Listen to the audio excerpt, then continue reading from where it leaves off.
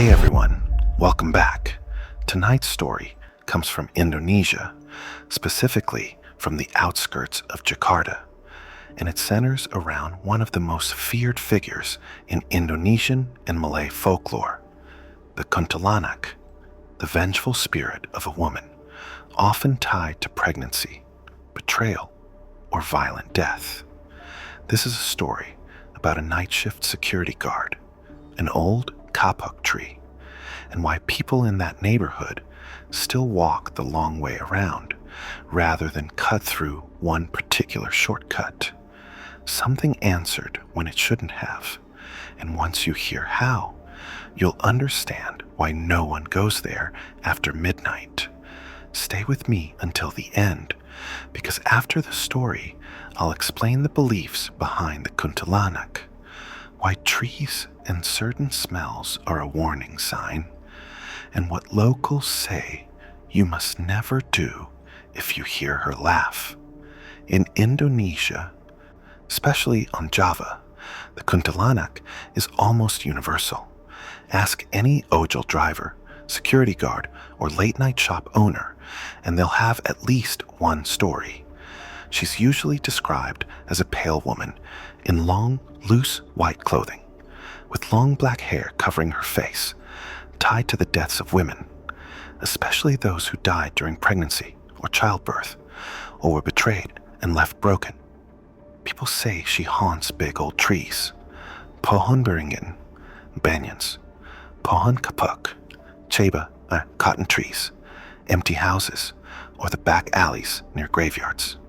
There's a particular detail people in Jakarta mention: the sudden smell of frangipani or jasmine late at night, even when there are no flowers around.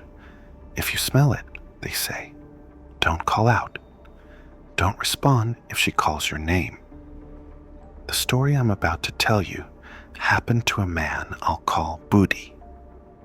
Budi was a night security guard in a small office complex in East Jakarta, not far from a busy main road, but cut off enough that at night it got unusually quiet. The complex had 3 low-rise office buildings, a narrow parking lot, and at the back, a chain-link fence.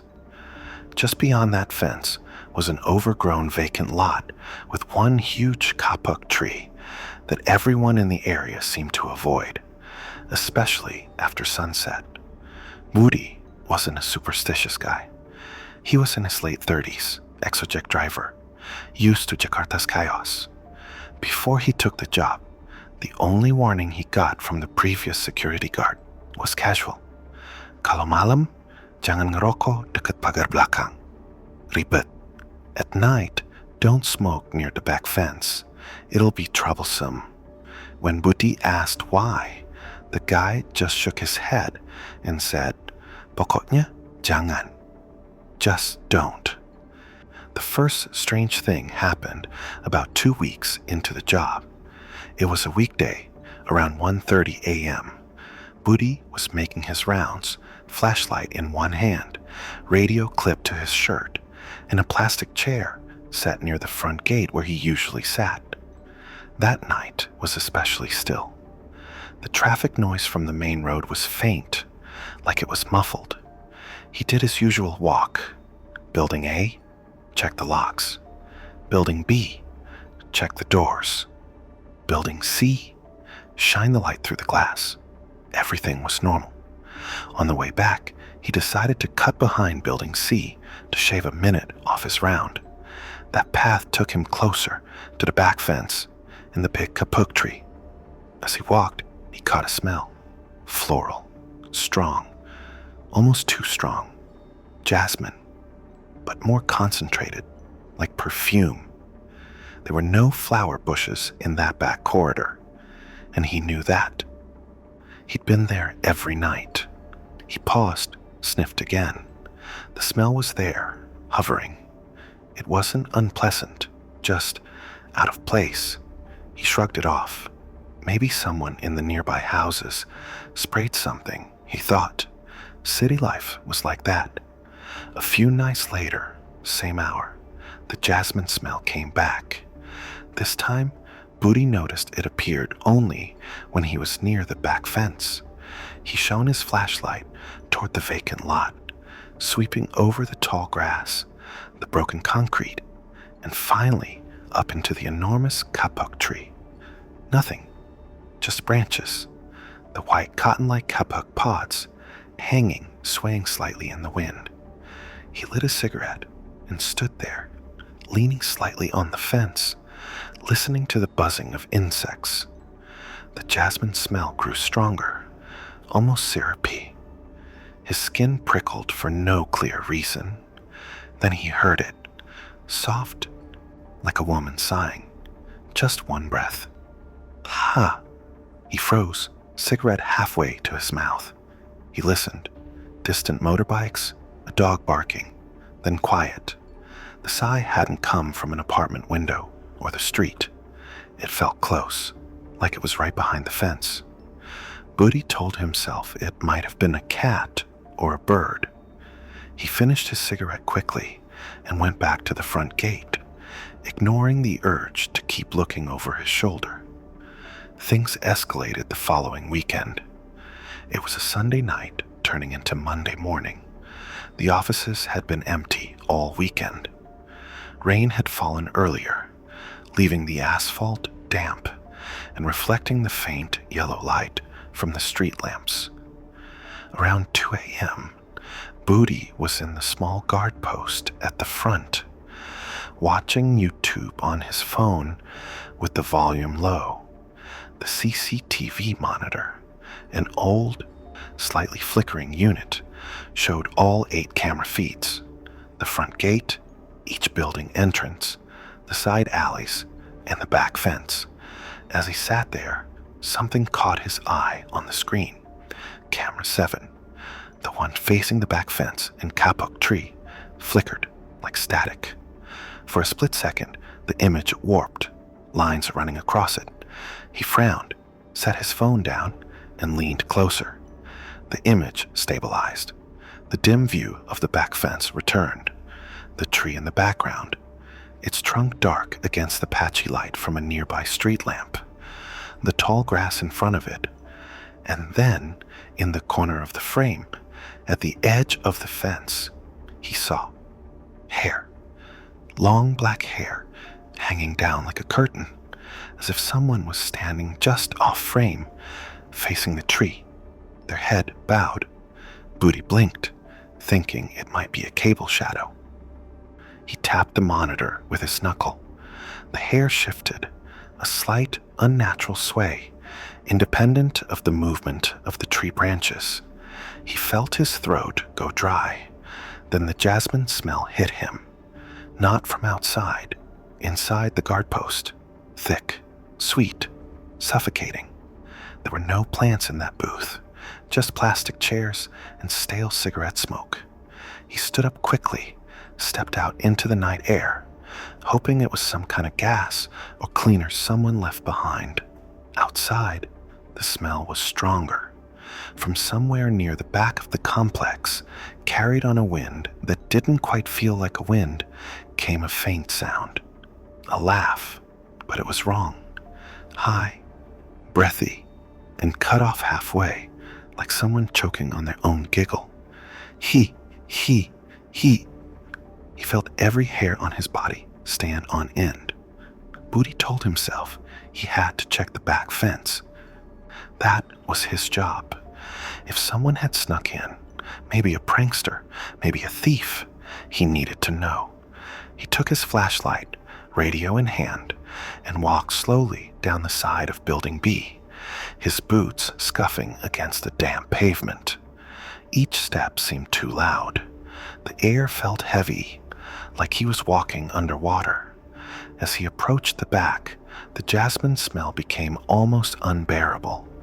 His eyes watered. The kapuk tree loomed above the fence, its thick trunk splitting into long, arching branches. The cotton pods looked like pale, hanging shapes. He stopped 3 meters from the fence. His flashlight's beam trembled just slightly as he lifted it. "Hello?" he called, trying to sound annoyed instead of afraid. Siapa di sana? Who's there? No answer, just a hum of distant traffic. He swept the beam along the fence. Grass, bits of trash, concrete, nothing. Then he tilted the flashlight up toward the lower branches of the kapuk tree. For a heartbeat, there was only bark and leaves. Then he saw her. She was sitting on a thick branch, about 3 meters up, knees drawn up close to her chest, her long white dress hanging down in tatters. Her hair was impossibly long, a black veil covering her face and spilling over her knees. Her bare feet dangled, toes pale against the dark bark. His hand went numb. The flashlight beam wavered. She didn't move at first. Then very slowly, her head began to lift. The hair parted just enough for him to see a sliver of a face. Skin too white, lips too red, like something painted. The corners of her mouth stretched, wider and wider, into an unnatural smile that never reached her eyes. And then he heard it, directly in his ears, though her mouth only barely moved. Budi. She had used his name. He hadn't said it out loud, hadn't spoken to anyone. He tried to step back, but his legs wouldn't obey. His chest seized up. The jasmine smell was a wall now, pressing into him. Her head cocked to the side, with a crack that sounded like breaking twigs. Temenin aku. Keep me company.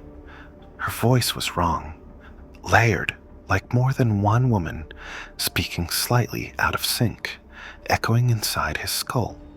Somewhere inside the fear, Budi remembered a thing he'd heard from older relatives. If confronted by a Kuntilanak, you don't scream her name. You don't answer questions directly, and you try, if you can, to recite prayers or verses. He forced his dry tongue to move and began to whisper what he knew of Ayat Kursi, stumbling over the words, barely audible. His voice shook. As he muttered, he broke eye contact and forced himself to look down at the ground, focusing on the wet concrete at his feet. One step back, then another. The laughter started again, louder now, echoing between the buildings. He.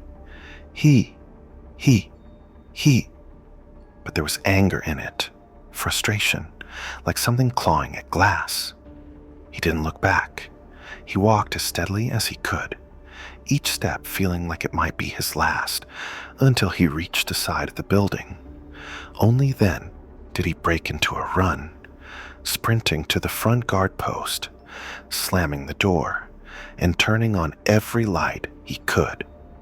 The jasmine smell lingered for hours. Budi quit that job the following week. He never told the building manager the full story. He just said the hours were too hard, that his health wasn't good. To his surprise, the manager didn't argue. Instead, he asked quietly, "Kamu juga lihat, ya? You saw her too, didn't you?" Apparently, Budi wasn't the first security guard to leave after a few weeks. The previous one, the man who had told him not to smoke near the back fence, had once been found sitting in the guard post at dawn, mumbling, refusing to go near the back cameras ever again. Budi moved to a different job, daytime only, at a small warehouse. He says he's never smelled that overpowering jasmine again. But sometimes, when he closes his eyes at night, he still sees the curve of that unnatural smile and hears his name spoken in that layered, broken voice. Was it stress? Sleep deprivation? A trick of old CCTV equipment? An imagination? Maybe the jasmine came from a neighbor's garden, the sigh from an animal in the lot, the hair, a tangle of cables and branches. But if it was nothing, why did several guards, over several years, all refuse to patrol that same back fence? In Javanese and Indonesian belief, the Kuntilanak embodies unresolved pain, Women who die unjustly or alone or in childbirth, their spirits twisted by grief. She's tied to certain trees, to still humid nights, to that sudden heavy perfume of jasmine or frangipani.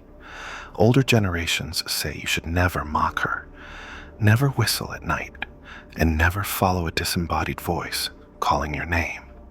Budi listened. Eventually, he walked away, and for now, he's okay. But somewhere in East Jakarta, that kapuk tree is still standing. The office complex is still there, and the night shift always has an opening. What do you think happened? Let us know in the comments below. And don't forget to subscribe for more true ghost stories from across Asia. All right, let's move from Jakarta to another Indonesian city, Surabaya, where the same entity, the Kuntilanak, is said to haunt not a tree this time, but the top floor of an old abandoned hospital. For this second story, we're heading to Surabaya in East Java, an old port city with a lot of history and more than a few abandoned buildings. This one revolves around an ex-medical student who took a part-time job cataloging equipment in a decommissioned hospital, a place the staff quietly warned him not to visit alone at night, especially not the maternity wing. Locals say a Kuntilanak has made that floor her territory, and anyone who disturbs her will leave with something attached to them. In this story, someone didn't listen. Stay until the end, because I'll share how abandoned hospitals became a hotspot for Kuntilanak stories, and what Surabaya residents believe you must never bring home from these places. Andy was in his mid-20s, a final year medical student at a university in Surabaya. Money was tight, so when a lecturer offered him a temporary gig, helping catalog and photograph old medical equipment for disposal at a closed-down government hospital, he accepted immediately. The hospital had been partially shut for years. A new, modern facility had replaced it, leaving the old one standing as a kind of ghost. Literally, if you believe the rumors. Some sections were still used for storage and occasional low-risk clinics during the day. But entire floors were locked up at night. When Andy first arrived, a daytime security guard, an older man with tired eyes, walked him through the building. "Lantai 3, jangan lama-lama." "Yeah," the guard said. "Don't stay too long on the third floor." "Kenapa?" Andy asked, half smiling. The guard's answer was vague. "Udara nggak enak di sana." The air isn't good up there. Folklore in the halls. In Indonesia, hospitals and Kuntilanak stories go together almost too easily. You've got stories of women who die in childbirth, babies who don't survive, families who never get closure. In some local versions, a Kuntilanak fixates on places where that kind of pain is concentrated. Delivery wards, old maternity wings, even stairwells where someone jumped or fell. Nurses often talk about hearing a woman sobbing in empty wards, or smelling fresh blood and jasmine where there's no one scheduled. But these stories typically stay hushed, shared privately among staff. Andy, like many medical students, had become somewhat numb to horror stories. He assumed most of them were coping mechanisms. Death is part of the job. Turning it into a ghost story makes it easier to carry. He didn't believe in Kuntilanak. Not really. Andy's work schedule was flexible. He had access from afternoon to evening, and sometimes, when the data backlog was serious, he'd stay later than he was supposed to. The job was simple. Go room by room, photograph old equipment, note down serial numbers, make lists. The first odd thing happened on the second evening. He was on the third floor, in an old ward that used to be part of the maternity wing. The corridor was long, with patient rooms on each side. The fluorescent lights were unreliable. Some flickered, some stayed off entirely. He worked with his phone flashlight and a small LED lamp he'd brought. Around 7:30 p.m., most staff had gone home. The building's noises changed.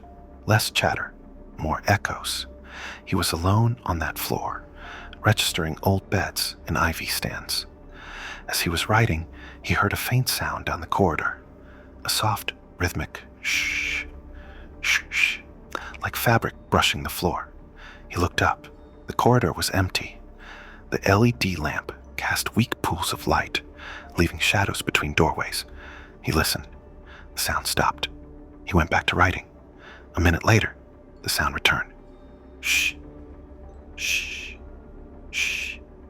This time, it sounded slightly closer. "Andy?" he called out, thinking maybe a nurse or cleaner was still around. No answer. He stepped into the hallway, shining his phone light into the distance.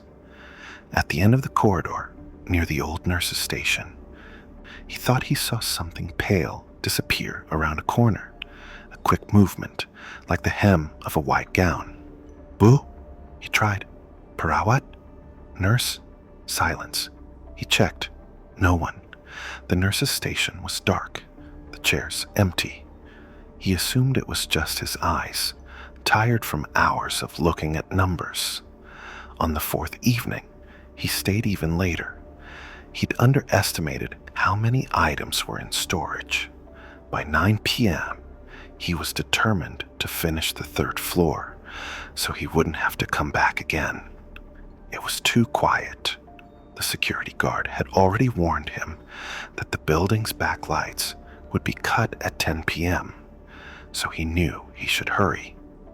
While photographing an old incubator in a disused neonatal room, he caught a smell he didn't expect: metal and disinfectant, which made sense, but under that, a hint of something floral. Jasmine again, very faint. The windows were shut, dust lining the frames, no flowers anywhere near.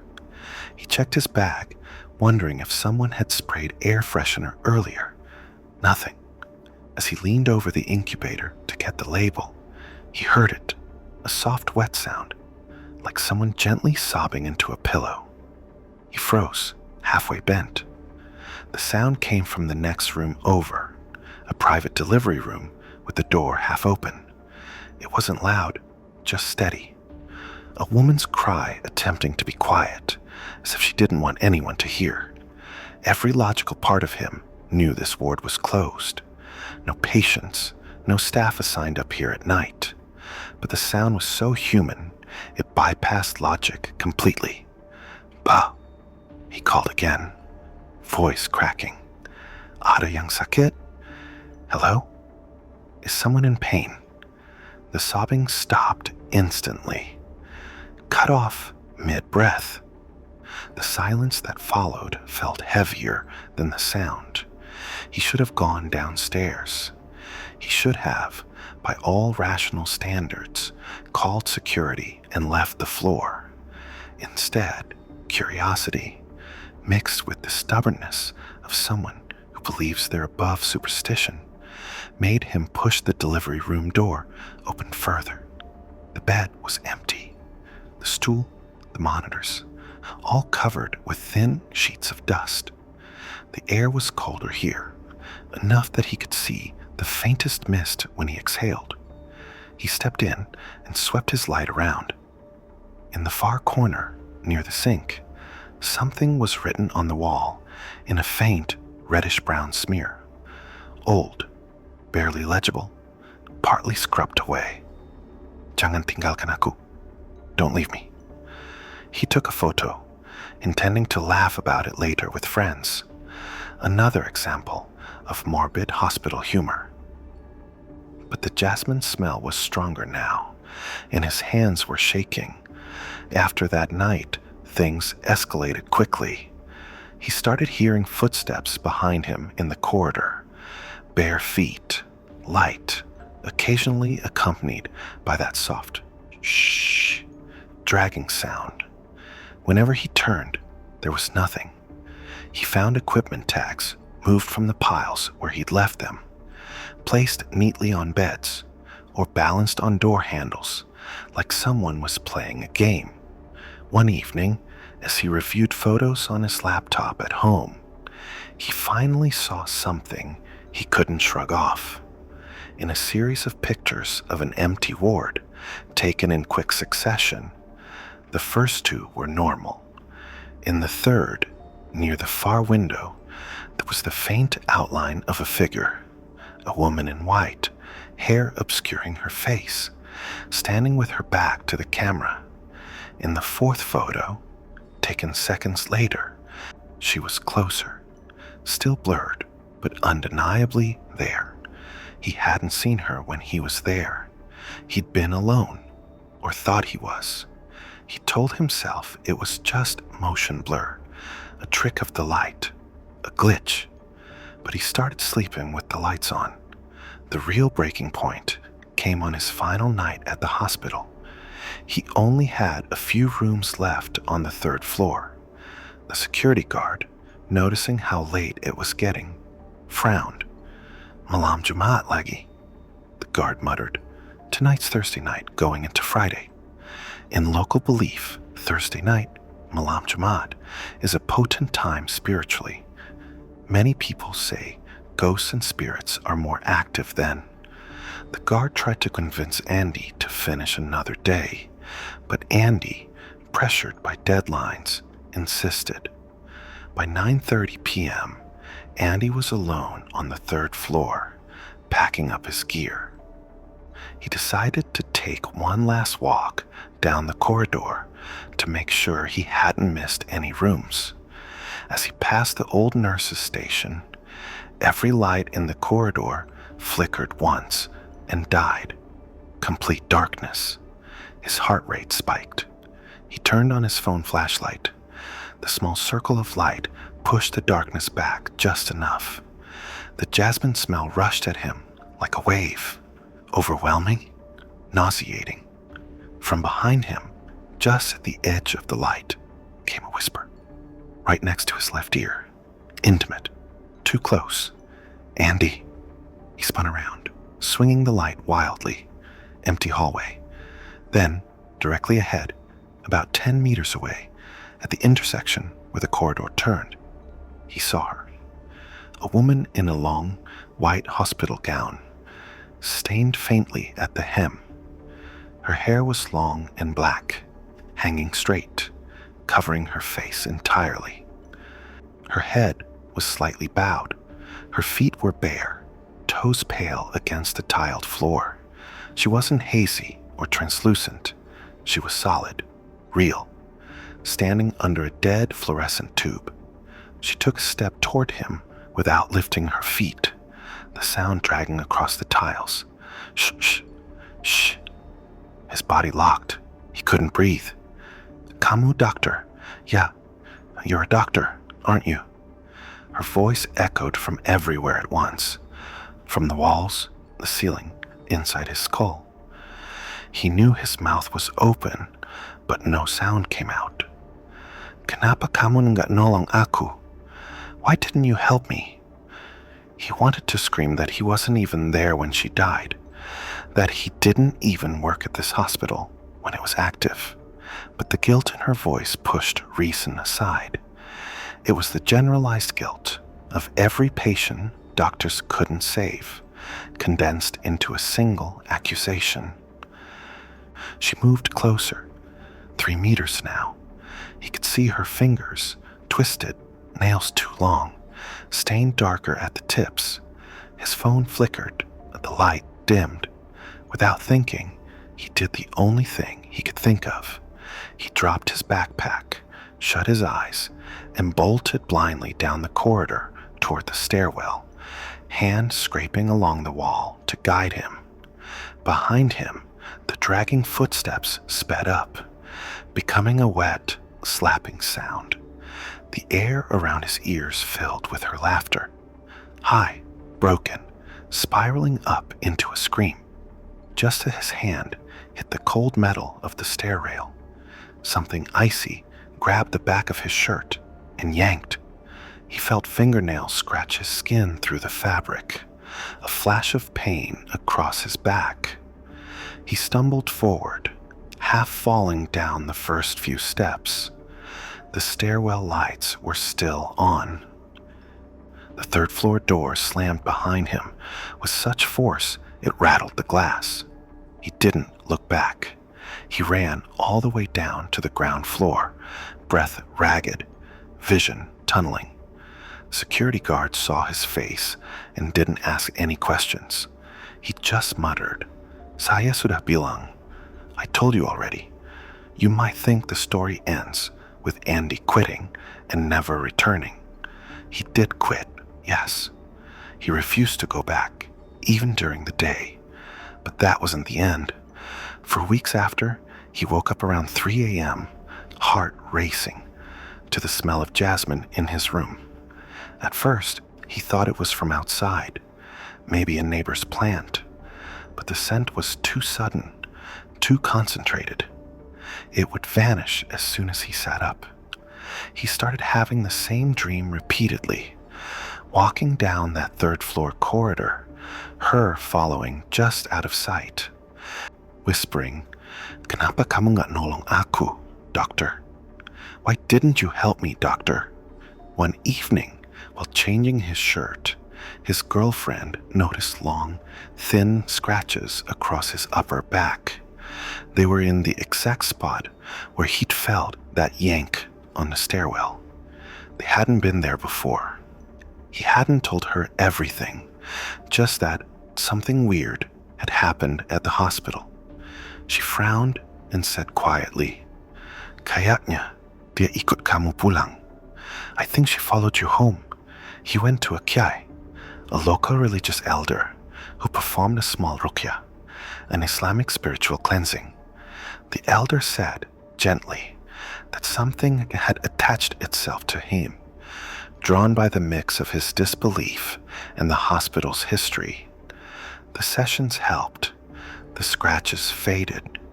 The jasmine visits decreased, then stopped. But here's the part that unsettles Andy the most. Whenever he walks past any hospital now, even busy modern ones, he feels watched.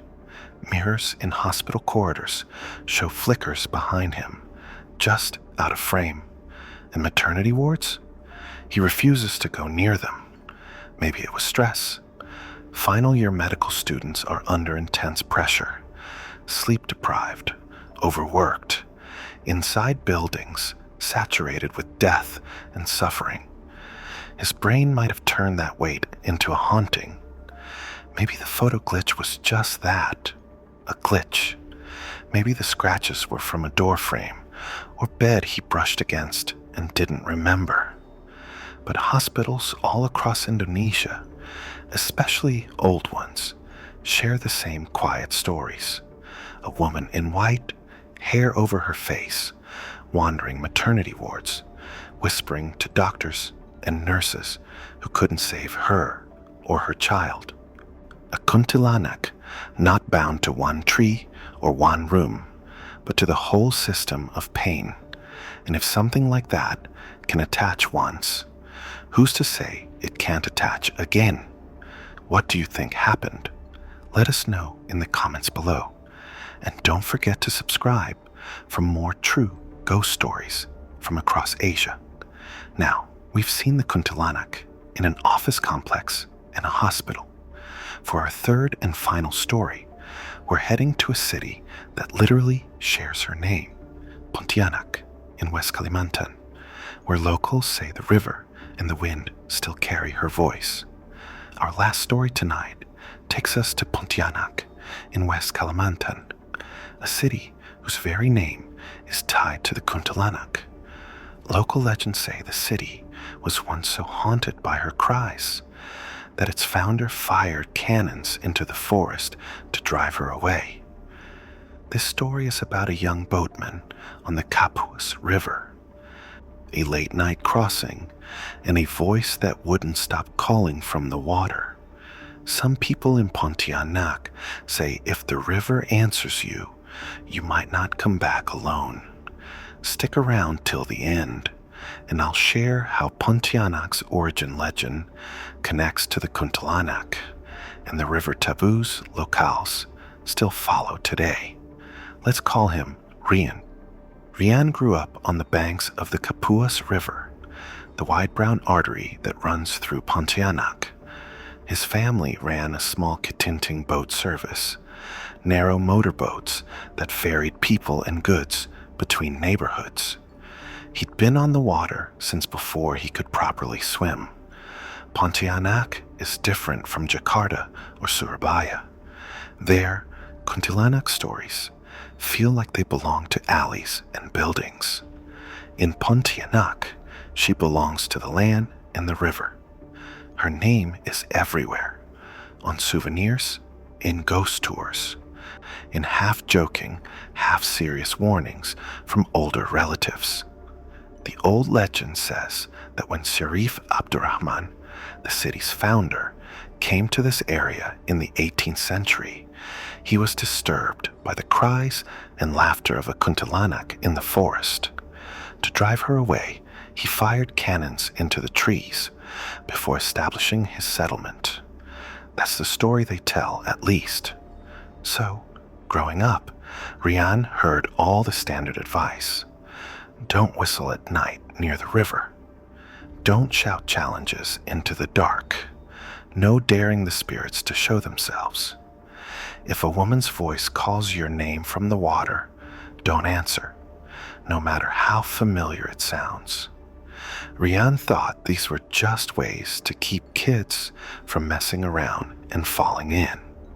One humid evening in the dry season, when the air felt like damp cloth and the mosquitoes were relentless, Rian took a late job he shouldn't have. A regular customer, let's call him Pak Hadi, needed to cross the river around 11 p.m. The usual boatman had gone home, so Rian volunteered. Easy money, he thought. The Kapuas at night could be beautiful. Dark water reflecting scattered lights, the breeze cooler than on land. He and Pa Hadi made the crossing without incident. The engine hummed steadily. The water lapped softly against the hull. Once, he dropped the man off on the opposite bank. Rian turned the boat around, heading back alone. The middle of the river was the darkest. The city lights on both sides looked distant, like separate worlds. Above him, the sky was cloudy, no stars. Halfway across, the engine coughed. He frowned, adjusted the throttle. The motor sputtered again, then carried on. The sound echoed strangely over the water. That was when he heard it, faint at first. Rian? A woman's voice, soft, carried by the wind. It sounded like it came from the left side of the boat, low, almost at water level. He froze, hands still on the throttle. The voice came again, slightly louder. Rian. This time, it sounded exactly like his older cousin who lived nearby. A cousin who sometimes helped with the boat and liked to joke around. He told himself it must be an echo from the riverbank. Maybe someone was calling someone else. Sound carries strangely over water at night. He didn't answer. He gripped the throttle and stared ahead, pretending he hadn't heard. The engine coughed again and lost power for a second. The boat slowed, the current starting to push it sideways. As the boat drifted, the river felt bigger somehow, the darkness heavier. The voice came a third time, from the opposite side now, a closer. Rian, kenapa nggak jawab? Rian, why don't you answer? Goosebumps rippled up his arms. That sentence, those exact words, were something his cousin often said when he ignored her messages. Jangan jawab, he muttered to himself, repeating what his grandmother had drilled into him. Don't answer. He yanked at the starter rope. The engine whined, failed, then caught weakly. The boat jerked forward, but the current fought back. From behind him, almost at his ear, a whisper. Kalau kamu nggak jawab, aku datang. Yeah, if you don't answer, I'll come to you. He spun around, heart hammering. No one. Just the swirling black surface of the Kapuas. The faint shapes of logs and debris drifting by. The jasmine smell arrived then, sudden, out of place. There were no flower bushes in the middle of the river, yet the scent was unmistakable, overlaying the muddy river smell. His hands shook on the throttle. Rian was a practical guy. He knew engines. He knew the river. So he forced himself to focus. Get the motor running. Get to shore. Deal with the rest later. But the engine had other plans. It coughed, surged weakly, then died completely. Silence. Just the gentle slap of water and the distant barking of dogs. The current turned the boat slowly, the city lights on the banks sliding out of alignment. The jasmine smell thickened. The hair on the back of his neck rose. Something bumped lightly against the hull on the left side. Then again, not the soft thud of floating wood. This was sharper, like knuckles tapping. Tuck, tuck, tuck. He forced himself not to look. The tapping moved to the right side, closer. The boat rocked slightly, as if something was swimming underneath, testing its weight. Then, from just over the side, inches away, Rian, he couldn't help it. His eyes snapped toward the sound. For a moment, there was nothing. Then, breaking the surface slowly, like someone rising from a bath, came a head of long, black, dripping hair.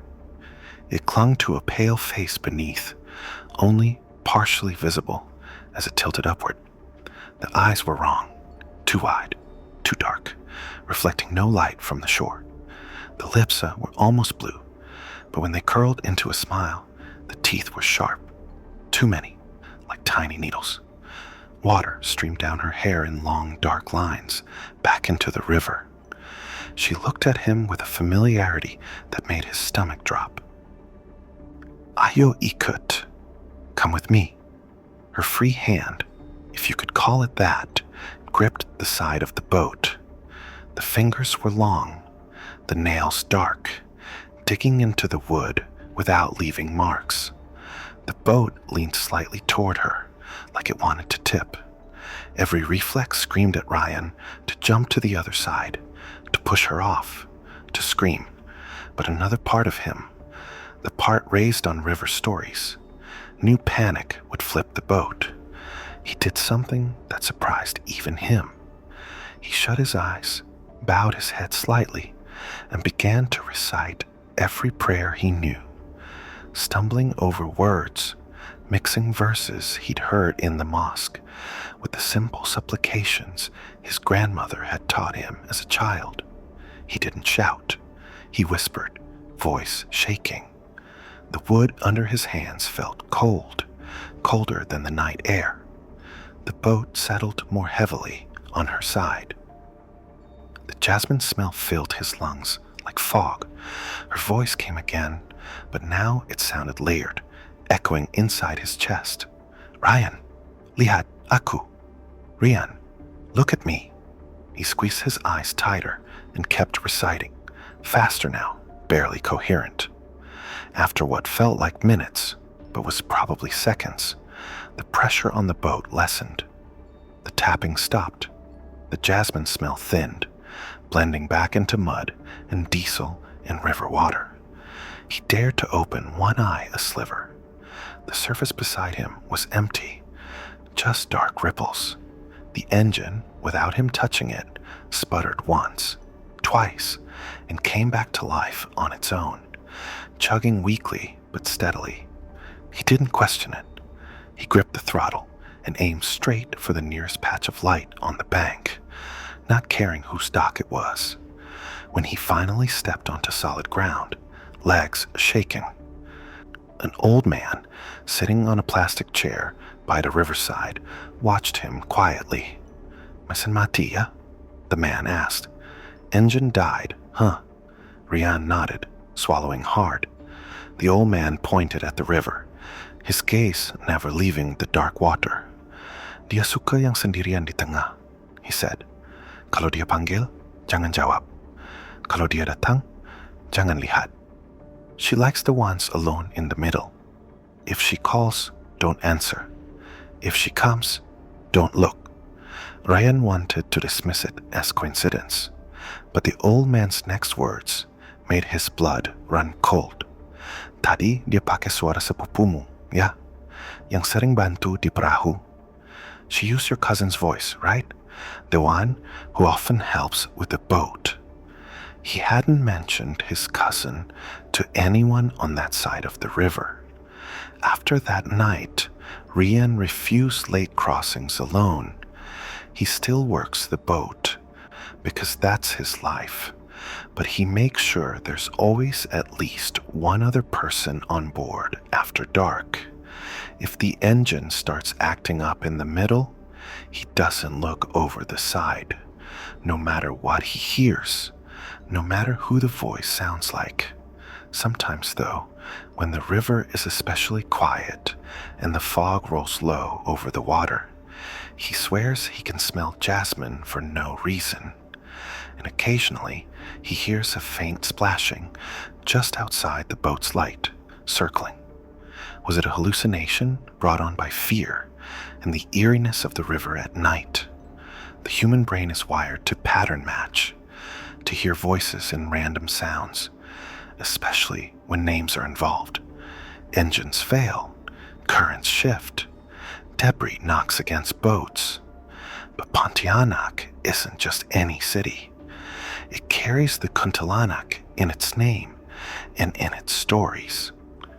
Locals avoid calling out across the river at night, avoid boasting aloud that ghosts aren't real, and teach their kids that some voices on the water aren't meant to be answered. And if that night was just in Rian's head, why did the engine restart on its own right after she let go? What do you think happened? Let us know in the comments below. And don't forget to subscribe for more true ghost stories from across Asia.